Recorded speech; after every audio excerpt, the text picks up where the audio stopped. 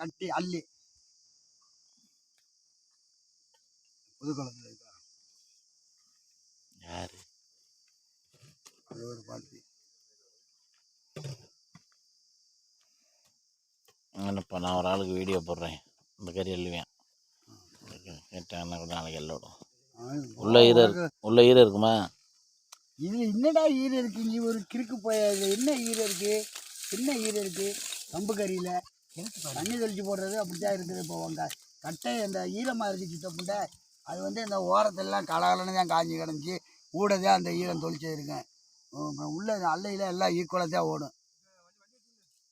அந்த அல்லட்டுமே நம்மளுக்கு என்ன ஓந்தோதில் அல்லனா உனக்கு கம்மியம் கிடைச்சா ஏற்றி விட்டு போய்கிட்டே. நான் டைரக்டா அனுப்புறேன், நம்ம கமிஷன்லாம் இல்லை. இந்த கறியை இந்த ஆர்டர் எடுப்பேன், இந்த கறி இப்படி இருக்கு உனக்கு வேணுமான்னு கேட்பேன்.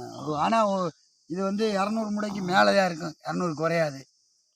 அது இந்த சாக்கில் எல்லாம்